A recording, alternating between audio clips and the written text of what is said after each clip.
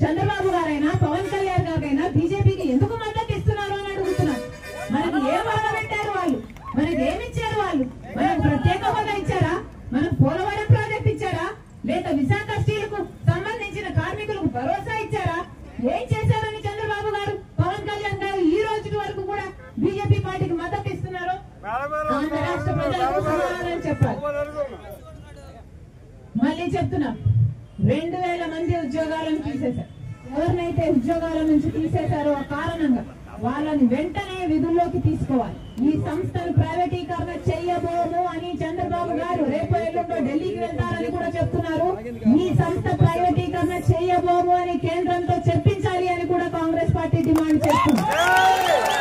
Visakha steel కు captive mines ఇప్పించాలి, ఇప్పించిన తర్వాత సెయిల్ లో కూడా విలీనం చేయాలి అని కాంగ్రెస్ పార్టీ డిమాండ్ చేస్తుంది.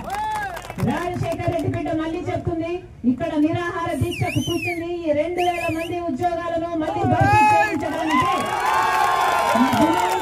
కార్మికులను తగ్గిస్తే ఆ తర్వాత సంస్థను నిర్వీర్యం చేయొచ్చు, కొట్లాడే వాళ్ళు కూడా ఉండరు అన్నదే బీజేపీ పార్టీ కుట్ర చేస్తుందని కాంగ్రెస్ పార్టీ ఆరోపిస్తుంది.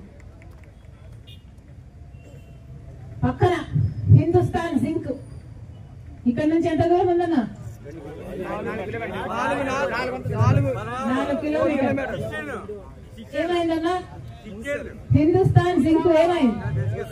అప్పుడు కూడా ఆ రోజు కూడా బీజేపీ పార్టీ అధికారంలో ఉంది. హిందుస్థాన్ జింక్ ఏమో కేంద్ర సంస్థ, 8000 మంది పనిచేశారు హిందుస్థాన్ జింక్ అనే కంపెనీలో. దాన్ని బీజేపీ పార్టీ వేదాంత అనే గ్రూప్ కి అమ్మేస్తే ఏం చేసింది? వేదాంత గ్రూప్ హిందుస్థాన్ జింక్ నడిపిందా? 8000 ఉద్యోగాలను నిలిపిందా? మొత్తం 8000 మందిని పీకేసింది. రియల్ ఎస్టేట్ వ్యాపారం చేసింది ఆ భూములు.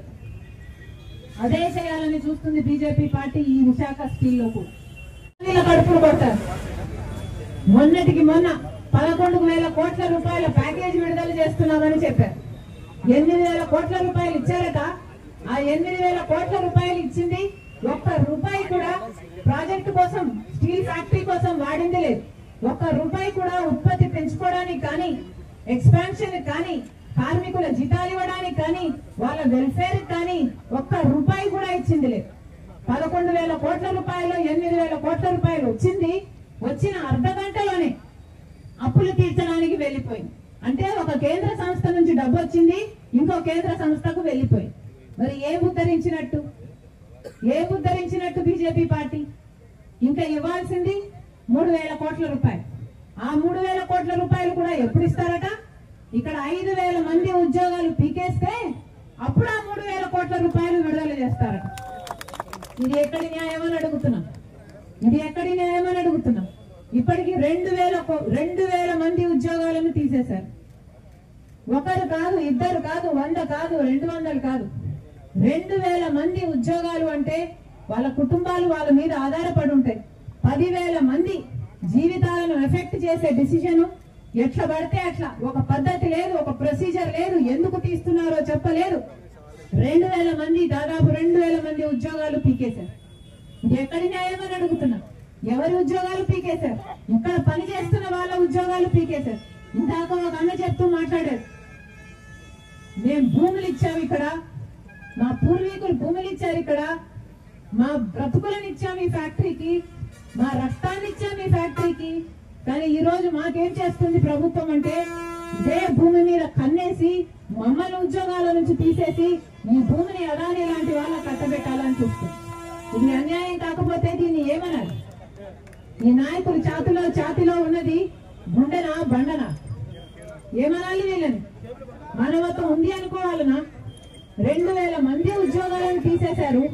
ఇక రాబోయే 2-3 నెలల్లో ఇంకో 3,000 మంది ఉద్యోగాలు తీసేస్తారట. ఈ 5,000 మంది ఉద్యోగాలు తీయకపోతే అసలు ఆ 3,000 కోట్ల రూపాయలు ఇవ్వరట. ఎవరు డిసైడ్ చేశారండి? ఎవరు హక్కు ఇచ్చారు మీకు? అసలు చంద్రబాబు గారిని కూడా ప్రశ్నిస్తున్నాం. మీరు ఈరోజు ముఖ్యమంత్రిగా ఉన్నారు. ముఖ్యమంత్రి స్థాయిలో ఉన్న వాళ్ళు ఒక సంస్థలో 2,000 మంది ఉద్యోగాలను తీసేస్తే కనీసం స్పందించాల్సిన అవసరం లేదా? కూటమి సర్కార్ని అడుగుతున్నాం, జనసేన పార్టీ నాయకుడు పవన్ కళ్యాణ్ గారిని అడుగుతున్నాం, బీజేపీ పార్టీని అడుగుతున్నాం. ఇక్కడ వాళ్ళు మీరు ఓట్లేస్తే, ఇక్కడ వాళ్ళు అధికారం వచ్చింది. ఇక్కడ పక్కనే ఎమ్మెల్యే ఏమో జనసేన, ఇంకొక ఎమ్మెల్యే ఏమో టీడీపీ. మరి అలాంటప్పుడు ఒక్కరంటే ఒక్కరైనా వచ్చి ఆదుకున్నారా? 2000 మంది ఉద్యోగాలు పోతే ఎందుకు రాలేదని ప్రశ్నిస్తున్నాం.